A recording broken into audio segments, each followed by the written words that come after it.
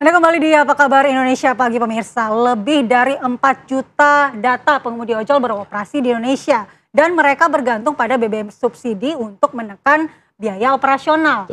Nah, dengan rencana pelarangan ojol menggunakan BBM subsidi, apa dampaknya bagi layanan ini khususnya bagi pengemudi ojol itu sendiri?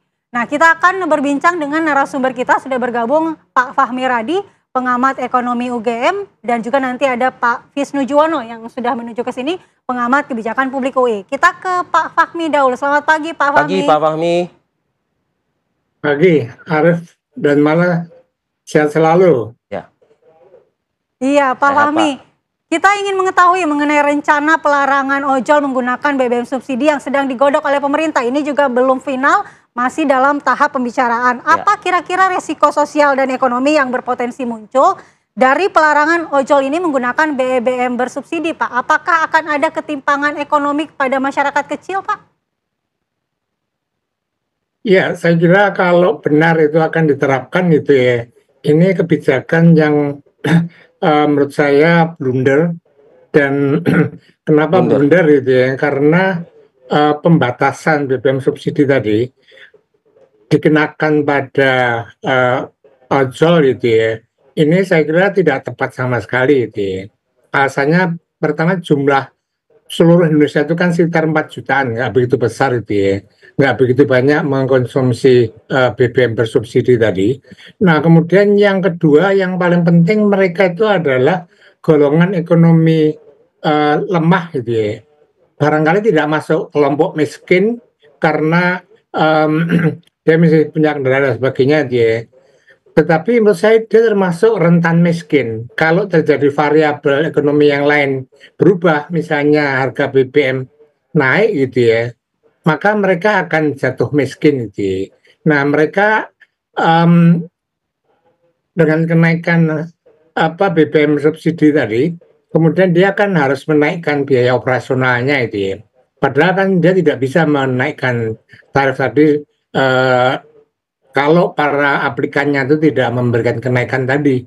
Nah, kalau itu terjadi maka akan banyak lagi gitu ya ojol gitu ya, para pengendara ojol yang akan kemudian bangkrut gitu ya, atau nggak akan bekerja lagi gitu ya. Padahal kebanyakan dari mereka selain kelas menengah bawah tadi, mereka rela menjadi pengemudi ojol itu rata-rata mereka kena PHK itu ya. Nah, kalau kemudian ini dinaikkan lagi tidak boleh pakai ojol, maka dia akan ter-PHK juga gitu ya. Nah, ini akan menambah pengangguran dan menurut saya ini juga akan berpotensi untuk mencederai gitu ya komitmen Prabowo yang pro rakyat tadi.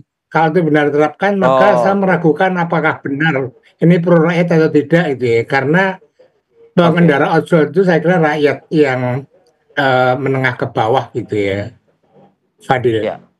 Oke, baik. Baik Pak Fahmi, kita juga akan mendengarkan apa mungkin paparan ya, analisa juga dari pakar kebijakan publik. Sudah hadir bersama kami di studio, ada Mas Visnu Juwono. Silakan bergabung Mas Visnu.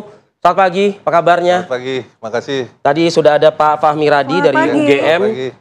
Kalau Mas Visnu ini dari Universitas Indonesia. Ya. Nah, Mas Visnu, Bahlil Lahadalia, Menteri ESDM menyebutkan ini memang masih wacana. Artinya BBM bersubsidi memang dilarang untuk ojek online seperti itu.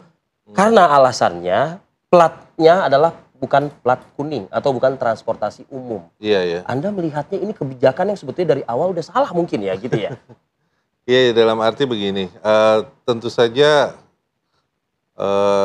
yang disasar di sini kan adalah bagaimana menurunkan subsidi BBM kan, yang diperkirakan agar terarah sekarang sekitar 200 triliun dan nantinya mungkin di bawah 10 triliun.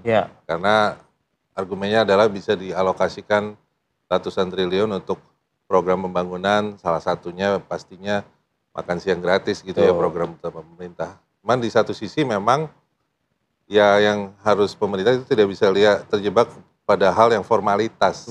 Dia harus melihat realitas, bahwa realitas dari ojol adalah kelompok menengah bawah. Betul. Yang ingin mendapatkan pendapatan tambahan atau bahkan pendapatan utama.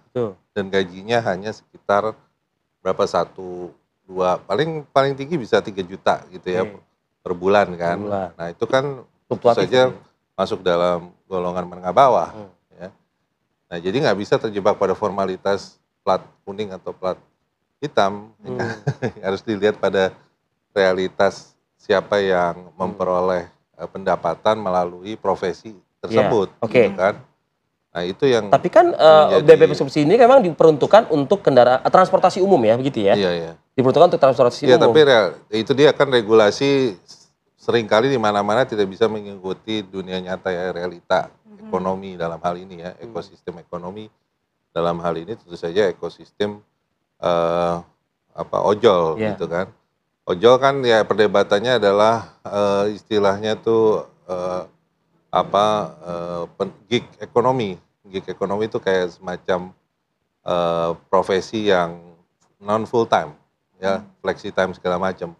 Tapi di satu sisi nature-nya bagi orang-orang kelas bawah itu bisa menjadi semacam pendapatan utama. Nah, itu yang harus sensitif ya pemerintah terhadap hal itu. Oke, berarti mungkin menurut Mas Wisnu dari segi keadilan sosial ini meskipun dasar yang diungkapkan oleh pemerintah adalah agar BBM subsidi ini lebih tepat sasaran begitu, tapi belum memenuhi unsur keadilan sosial, begitu Mas?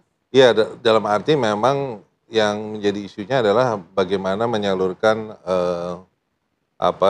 yang tadinya untuk subsidi ini ke golongan menengah bawah.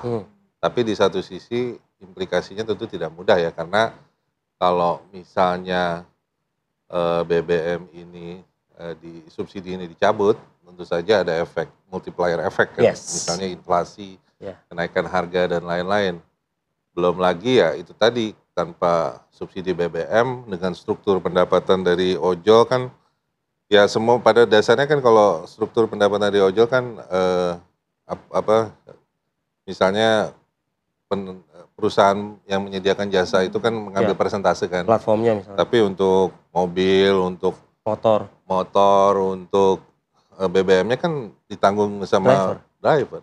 Gitu. Jadi struktur pendapatannya pasti berkurang karena itu yang ditanggung oleh driver. Ya, apalagi kalau cabut subsidi kan, jangan ganggu hajat orang lah, hajat hidup orang lah, kurang lebih begitu ya. Nah, Pak Fahmi, solusi apa yang mungkin bisa menjadi alternatif ya untuk membantu pemerintah begitu, Pak Fahmi? Jangan usik nih ya lumbung atau periuknya para ojol. Tapi kalau memang ingin berhemat, mengalokasikan anggaran untuk kebijakan-kebijakan yang lain oleh pemerintah ini, mungkin bisa dilakukan. Nanti Pak Fahmi mungkin bisa menjabarkan ya Pak. Usai jeda kami akan kembali saat lagi.